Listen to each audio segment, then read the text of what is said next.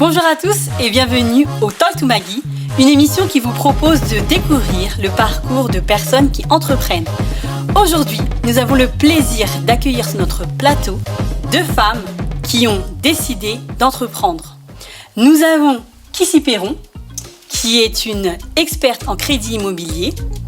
Elle est mariée, elle a 2 enfants et elle a travaillé pendant plusieurs années en banque.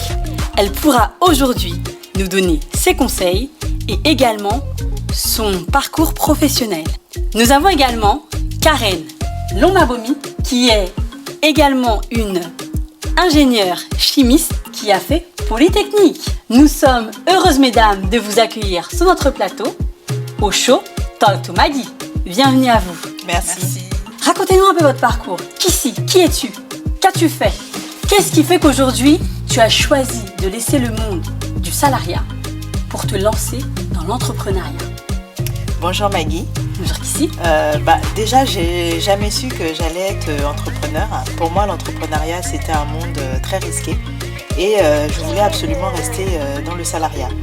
Donc, il faut savoir que moi, j'ai eu un père entrepreneur, mais ayant vécu l'entrepreneuriat de l'intérieur, je trouvais que c'était pas une vie que je voulais mener. Et j'ai eu 3 déclics. Le premier déclic, ça a été avec une association qui s'appelait à l'époque afil.org, qui m'a fait un test psychotechnique et qui m'a dit que j'étais entrepreneur. Quand ils m'ont dit ça, j'ai claqué tout de suite la porte en me disant mais je ne suis pas venue pour ça, c'est pas quelque chose que je vais entendre. Et je me suis donc efforcée à travailler en banque pendant 12 ans. Et le deuxième déclic est venu quand j'ai eu une collègue qui est rentrée dans mon bureau. Elle m'a parlé et j'ai ouvert la bouche et il n'y avait plus de son. Je me suis retrouvée donc à l'hôpital. J'ai été hospitalisée pendant au moins 5 jours. Et là, j'ai vu ma vie défiler. J'ai vu mon mari pleurer. J'ai vu ma mère pleurer, mes frères pleurer. Et là, il s'est passé quelque chose en moi. Et je me suis dit que si je devais mourir, autant que je meure en faisant vraiment ce pourquoi j'étais faite. Mais quand je suis sortie quand même de cet événement d'hôpital, je me suis pas tout de suite dit que j'allais faire de l'entrepreneuriat. Le 3e déclic, j'ai quand même persisté dans le salariat en me disant qu'il fallait que je fasse un effort. Et le 3e déclic est venu quand je suis allée à une formation dans une grande banque. Et pendant 3 jours, la dame a dit qu'elle allait donner en exemple l'exemple d'une jeune femme qui avait financé son fils. Donc le premier jour, elle parlait de cette dame qui avait trouvé un crédit pour son fils, qui faisait construire sa maison. Le 2e jour, elle parlait encore de cette dame en donnant plein d'exemples. Et moi, j'ai l'écouté parler de cette dame et je me disais, mais cette dame, elle a beaucoup d'aplomb, elle a du courage, elle est punchy. Donc j'ai commencé petit à petit, quand elle parlait de cette dame, à avoir un sentiment de jalousie vis-à-vis de cette dame. Donc le sentiment a commencé le 1er jour. Le 2e jour, le sentiment s'est approfondi. Le 3e jour, j'étais au bord de l'implosion parce que je me disais, mais c'est qui cette dame? Moi, je fais du crédit. Jamais personne n'a parlé de moi de cette façon-là. Et puis, comme je crois en Dieu, je me suis dit, je ne peux pas nourrir de la jalousie face à quelqu'un que je ne connais pas. Et je me suis dit, je vais chercher cette personne sur les réseaux sociaux pour lui dire qu'elle a fait un bon travail et qu'elle m'apprenne à faire pareil. Et donc, je me suis approchée de la formatrice et je lui ai demandé, pour lui demander comment s'appelait cette dame. Et quand je me suis approchée, sa coéquipière, parce qu'elles étaient 2 à faire la formation, lui a demandé comment allait son fils. Donc, le fils qui avait été financé par cette dame. Et l'autre a dit, mon fils, il va bien, etc.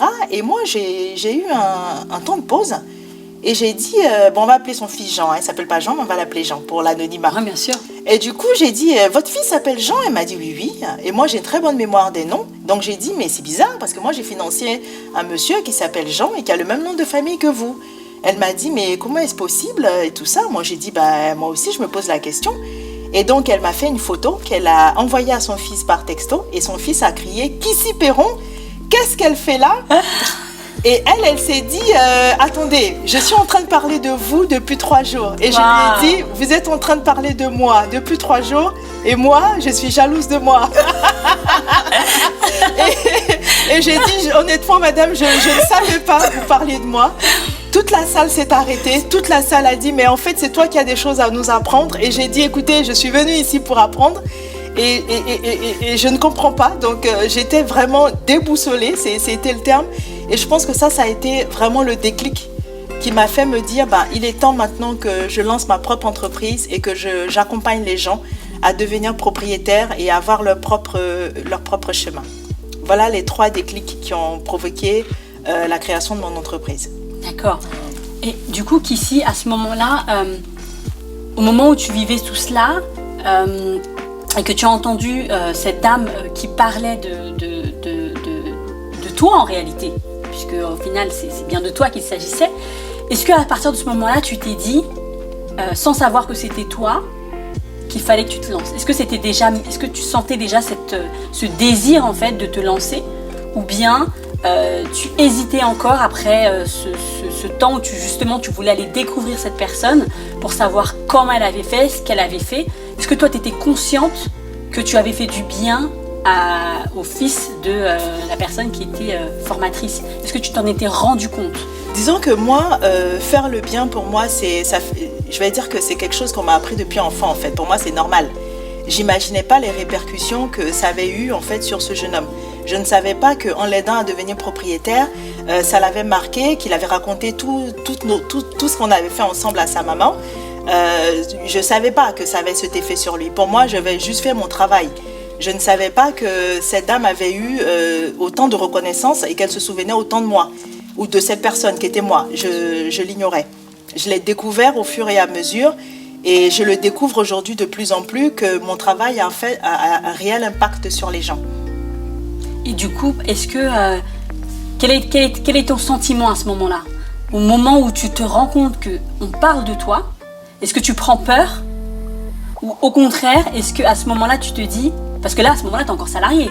C'est ça. Donc, qu'est-ce qui se passe? Est-ce que tu rentres au bureau et là, tu te vantes, tu te dis, écoutez, on a parlé de moi, vous vous rendez pas compte, j'ai fait quelque chose d'extraordinaire, je vais en réunion, en formation. Un peu, si je comprends bien, tu étais dans une formation d'une plus grosse banque que celle où tu étais, en fait. C'est ça, exactement. Et là, on te cite. C'est ça. Et donc, du coup, c'est quoi le sentiment Quel est le sentiment que tu as à ce moment-là? Ce que je ressens déjà, c'est la honte, puisque, comme je vous dis, j'ai été jalouse de moi-même. Donc, je ressens déjà de la honte dans un premier temps. Et comme je vous dis, l'entrepreneuriat me faisait peur. Mais je me suis découvert, en fait, au travers du discours de cette dame. Et j'ai découvert que j'étais plus punchy que je ne le croyais, en fait. Et que les attentes que j'avais vis-à-vis même de la banque, comme je voulais que les choses soient faites, il fallait que je crée moi-même ma propre entreprise si je voulais apporter ce service-là aux personnes, si je voulais vraiment faire les choses à ma façon. Et c'est là que je me suis dit, il faut que tu te lances. Et mon mari, ça a été donc le 4e déclic, il m'a dit, ça fait des années que je te dis qu'il faut que tu crées ton entreprise, alors maintenant, vas-y. Donc je me suis dit, si lui, il y croit et qu'il peut assurer mes arrières, j'y vais. Et donc, je me suis lancée. Donc, tu t'es sentie soutenue à ce moment-là aussi? Je me suis sentie énormément soutenue. Donc, tu penses que c'est également important de se dire que quelqu'un, justement, croit, en fait, parce que, justement, par rapport à ta situation, si je le comprends bien, tu as une personne de l'extérieur que tu ne connais pas. C'est ça. Qui parle de ton travail, qui te cite, qui te note, qui te prend pour exemple. C'est ça. Et puis, tu as ton époux qui est derrière toi et qui te dit...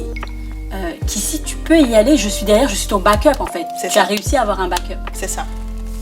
Et aujourd'hui, tu as donc créé ton entreprise. C'est ça. Ça fait combien de temps maintenant? Ça fait 2 ans maintenant que j'ai créé Crédit Plus Financement, qui est une entreprise qui aide les personnes qui ont de l'apport et qui n'ont pas d'apport à devenir propriétaires de leur résidence principale. Donc je suis issue de l'immigration et j'ai remarqué que beaucoup d'enfants de l'immigration restent encore dans des quartiers populaires où ils ne devraient pas être parce qu'ils ont parfaitement les moyens d'acheter comme tout le monde, juste qu'on n'a pas les informations qu'il faut, juste qu'on a des pensées parfois limitantes. Et donc je me suis dit que je pouvais aussi apporter mon aide et expliquer qu'aujourd'hui, qu'on ait ou pas de l'apport, et dès qu'on est jeune et qu'on a un premier CDI, on n'a pas forcément l'obligation d'habiter dans les logements sociaux parce qu'on peut parfaitement acheter comme tout le monde. Et donc aujourd'hui, j'ai créé Crédit Plus Financement que j'ai installé dans le 93. Je suis à 5 minutes de la gare à pied et vous pouvez venir me voir si vous avez besoin de devenir propriétaire, que vous ayez de l'apport ou pas. Je vous aide à monter votre projet et à être aussi propriétaire comme les autres. Alors, si je comprends bien qu'ici, tu es quelqu'un qui peut nous aider à devenir propriétaire, qu'on ait de l'apport ou pas. Exactement. C'est vraiment quelque chose de formidable parce que très souvent, on a l'impression que devenir propriétaire, c'est impossible lorsqu'on n'a pas d'apport. Ici, j'aimerais revenir un peu sur ton parcours. À un moment donné, tu nous as dit que tu as eu un sentiment un peu Tu ne l'as pas dit le terme, mais on a senti que tu as été en difficulté à un moment donné dans ta vie de salarié, au point où tu as été hospitalisé. Oui. J'aimerais comprendre qu'ici, qu'est-ce qui s'est passé à ce moment-là? Quand tu arrives tu dis que tu as passé des jours à l'hôpital, tu as été hospitalisé. Quelle est ta pensée? Est-ce que tu as l'impression que tout s'est effondré, c'est fini, c'est trop tard?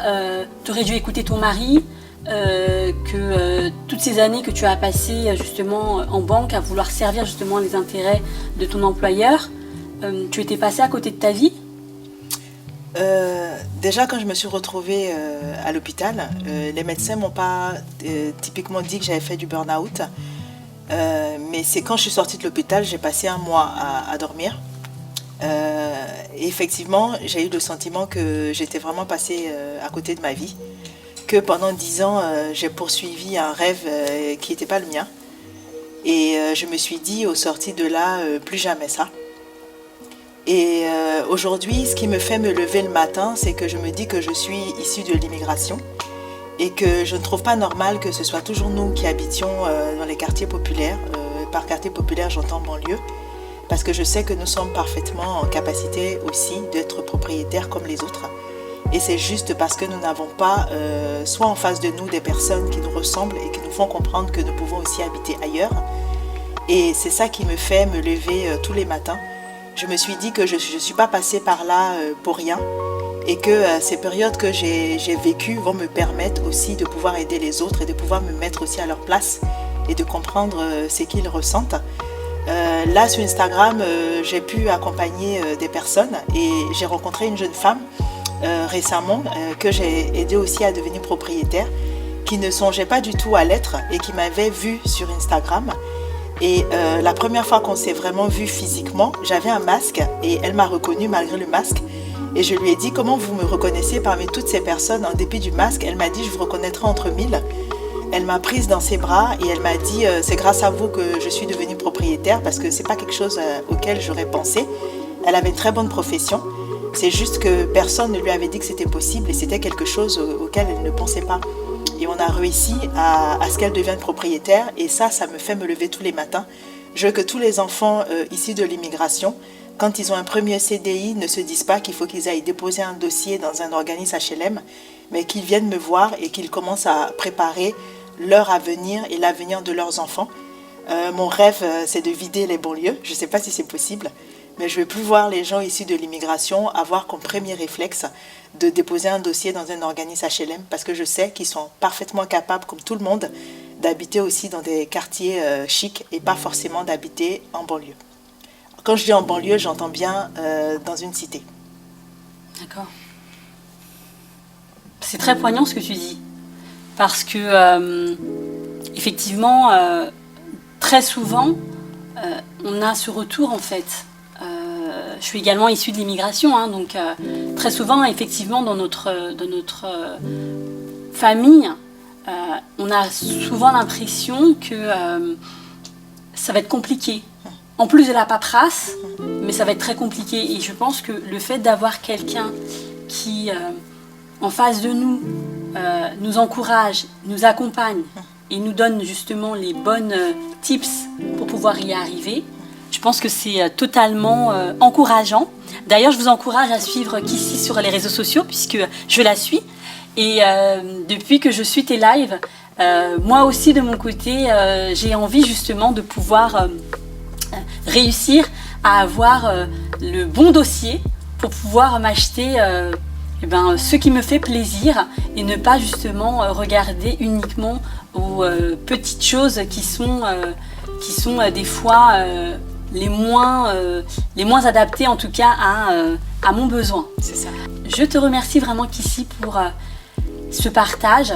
le fait que tu nous aies ouvert justement ton cœur en nous présentant tout d'abord ton métier, en nous présentant ton parcours et en faisant en sorte que les personnes puissent également réaliser leur rêve qui est de celui de devenir propriétaire.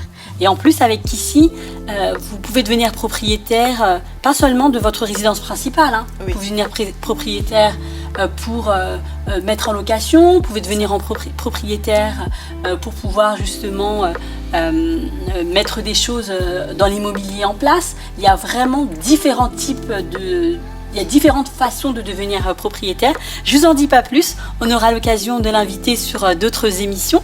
Je vais continuer avec toi, Karen. Je te remercie Kissy pour ce beau parcours que tu as pu nous partager.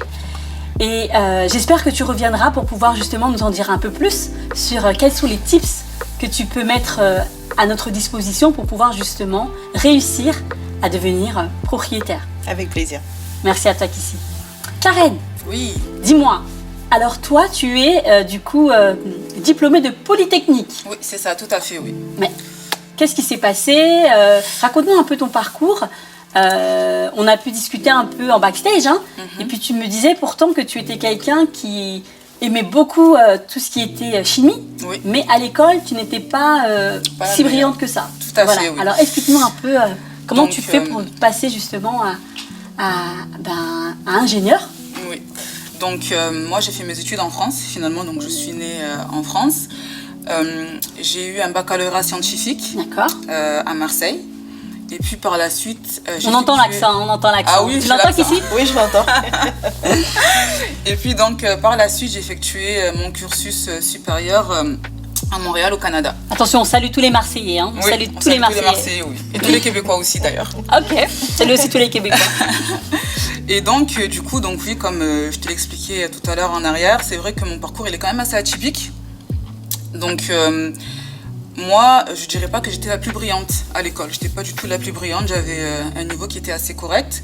Ça a commencé à se corser un petit peu en arrivant au lycée, de par les difficultés. Et j'ai toujours quand même persévéré pour atteindre certains de mes objectifs, mais ça n'a pas du tout été facile. Moi, ma maman me disait toujours, ma fille, plus tard tu seras quelqu'un de grand, tu réussiras. Donc voilà. Donc moi déjà de base, je suis d'origine congolaise. Mes parents, tout comme qu'ici, sont d'origine donc d'Afrique. Donc je suis une enfant issue de l'immigration. Et j'ai toujours vu mes parents se battre pour moi. Donc ça a toujours été une certaine force. Ça m'a toujours permis de persévérer, de toujours vouloir en faire plus dans tout ce que j'entreprenais. Et donc voilà, en arrivant au lycée, ça a vraiment été difficile et j'avais pas du tout de support de l'équipe enseignante finalement j'avais vraiment ce sentiment d'être dévalorisée en fait. J'étais vraiment dévalorisée plutôt que d'être accompagnée, d'être aidée, donc ça a vraiment été difficile. J'ai eu mon baccalauréat avec beaucoup de difficultés, donc j'ai eu vraiment juste. Et T'as fait quoi comme baccalauréat? Baccalauréat scientifique général, D'accord. donc série scientifique. Et puis donc ça a vraiment été difficile, mais j'ai fini par l'avoir. Et puis donc par la suite, je suis allée au Canada. Donc pourquoi le Canada? Donc j'avais déjà mes sœurs qui étaient installées et je voulais vraiment prendre un nouveau départ en fait. Je voulais vraiment prendre un nouveau départ dans ma vie, un nouveau départ aussi dans mon cursus scolaire. Donc je me disais bon, pourquoi pas le Canada? Et donc en arrivant au Canada, j'ai fait donc 2 années de préparatoire dans un établissement que là-bas ils appellent donc le collège. Donc j'ai fait 2 années de préparatoire et puis donc ça m'a redonné confiance en moi parce que j'ai vu que quand même bon, mes notes elles tenaient assez la route. Et à la fin de ces 2 années préparatoires, j'ai vu que j'étais admissible finalement pour rentrer à Polytechnique Montréal. Donc j'étais vraiment excitée par l'idée. Et comme à mon habitude, je continue toujours à persévérer. Je n'étais pas toujours la première, j'étais toujours finalement assez à la limite. Mais donc j'ai quand même pu rentrer à Polytechnique Montréal. Mais en y entrant, ça s'est vraiment corsé. Donc j'ai vraiment reperdu confiance en moi. J'ai retrouvé finalement ces faiblesses que j'avais au lycée. J'ai continué à persévérer, mais ça n'a vraiment pas été facile. Ça a été vraiment une période très difficile de ma vie en fait, parce que je voyais vraiment un nouveau départ. Je me disais bon, finalement je pourrais devenir cette petite fille que ma mère finalement encourageait depuis toute petite. Donc je me suis vraiment accrochée à ça. Je me suis aussi accrochée à Dieu parce que je suis croyante. Je suis tombée quand même en probation, donc j'ai carrément failli me faire éjecter du programme. Pourquoi? De par mes résultats très faibles. C'était D'accord. vraiment, oui, c'était des résultats qui étaient vraiment très faibles. Et il faut quand même, il y a un certain niveau à devoir respecter, quoi, Polytechnique. Donc j'ai failli me faire éjecter du programme. Ça n'a pas été facile, donc j'étais en probation pendant une session, donc pendant 6 mois. J'étais dans une situation où en fait, on m'imposait mon horaire, on m'imposait les cours. on m'imposait mon horaire et j'étais vraiment très contrôlée en fait. Il fallait que j'atteigne un certain niveau pour pouvoir continuer à rester à l'école. Donc là, je me disais, non, c'est mort de par mes antécédents. Je me dis, je réussirai jamais, quoi. Mais encore une fois, je me suis vraiment accrochée à Dieu, j'ai vraiment persévéré. Finalement, j'ai passé la probation. Et avoir passé cette probation, ça m'a donné une certaine force. Et d'avoir finalement vécu tout ça, ça m'a même permis de gagner une bourse en fait, à la persévérance. Ah, okay. Ça m'a permis de gagner une bourse à la persévérance à Polytechnique. Donc ça, finalement, mes faiblesses m'ont aidé à me propulser à un certain niveau. Donc ça a vraiment été très gratifiant pour moi. Et j'ai finalement été diplômée de Polytechnique Montréal en génie chimique en décembre 2019 dernier. D'accord. Voilà. Bah, félicitations. Hein. Merci beaucoup. Parce que comme j'aime bien le dire souvent, le plus important, c'est pas de commencer, c'est de terminer. Tout à fait, oui. Et je pense que dans le parcours de Karen, on a vraiment, t'as en fait la fibre de l'entrepreneuriat. Parce que dans les études, il faut persévérer, mais dans l'entrepreneuriat aussi, il le faut. Tout à fait, oui. Et je pense que toutes les deux, vous avez totalement, par vos histoires, montré aux personnes qui nous écoutent qu'il faut persévérer, qu'il faut croire en ses rêves, qu'il est possible de réussir. Tout à fait, oui. Et toi, Karen, en plus de tout ça, tu as un produit. Il y a un bijou qui est sorti de tes études. Oui. Peux-tu nous le présenter ? Tout à fait.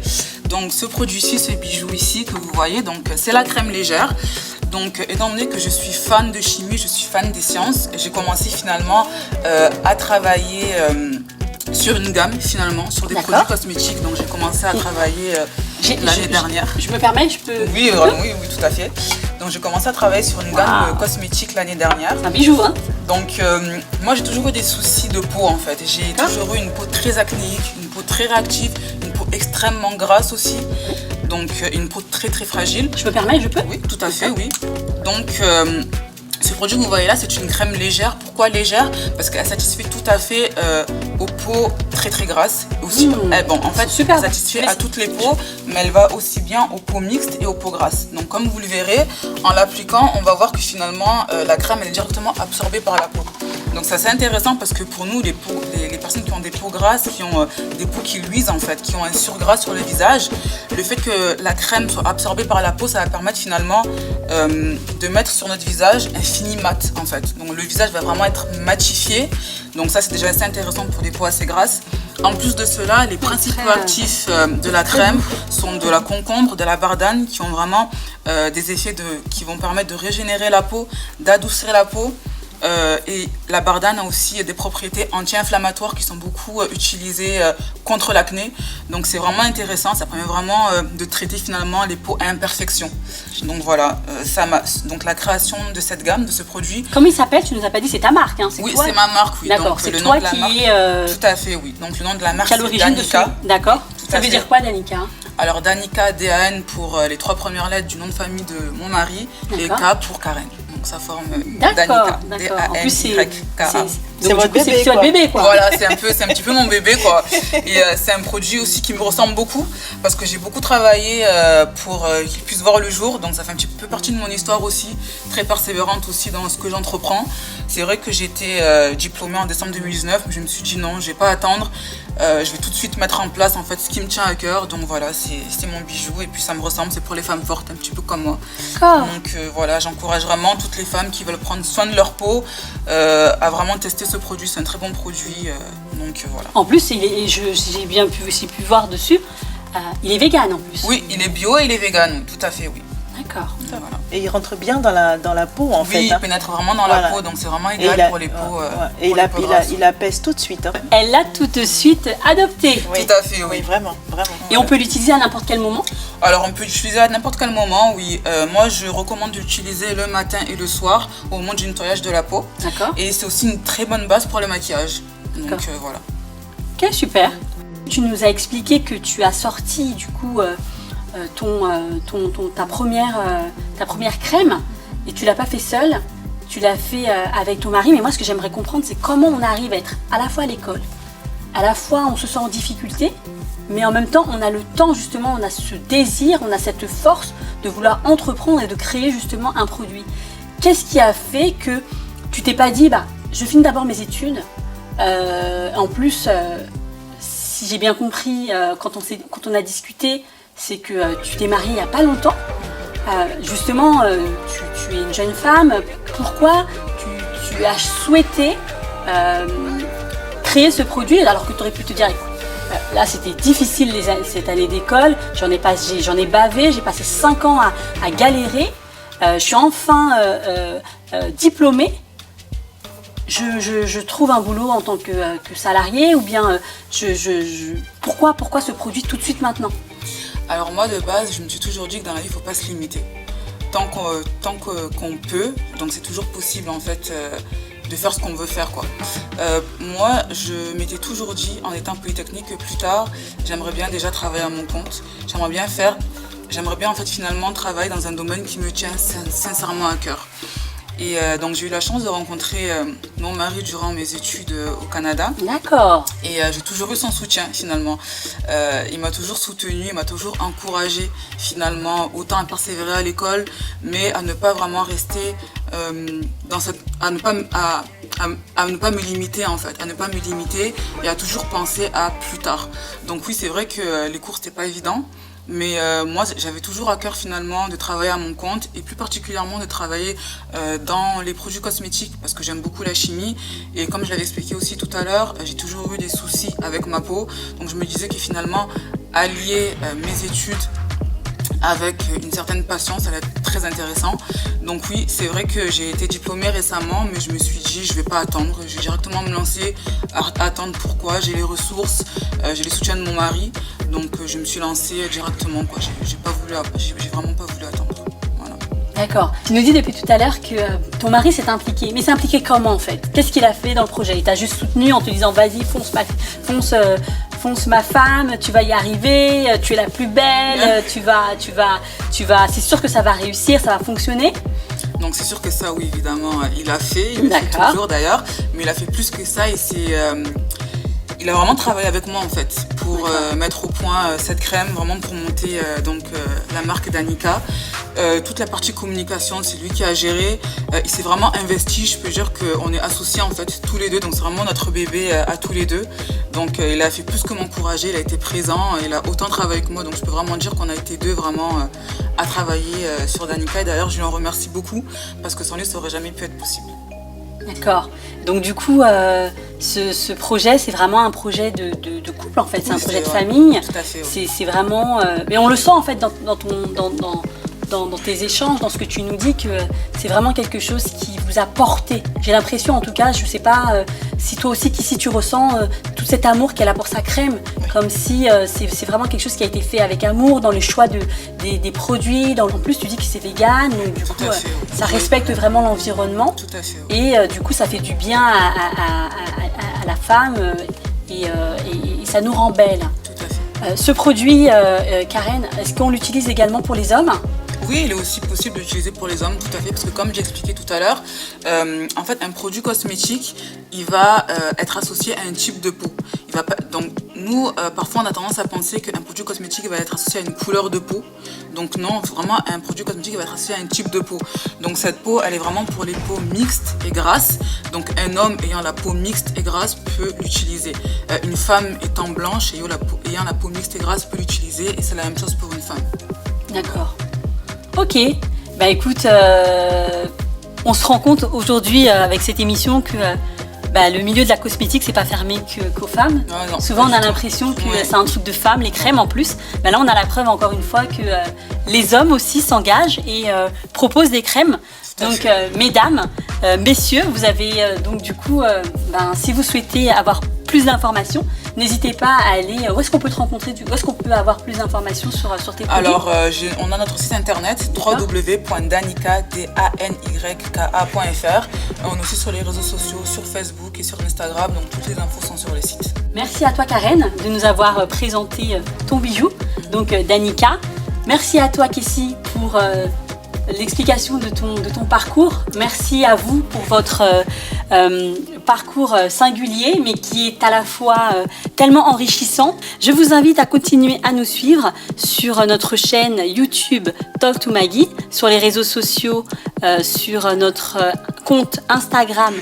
Et je vous invite à continuer à nous suivre. N'hésitez pas à nous envoyer vos questions, vos commentaires. à vous abonner en cliquant en bas sur la cloche et en nous laissant justement vos ressentis. N'hésitez pas également à venir nous voir directement sur notre site. Ici, nous sommes à Boissy Coworking. C'est un espace de coworking qui a pour vocation de faire découvrir des parcours inspirants. Et nous vous donnons rendez-vous à notre prochain épisode Talk to Maggie. Merci.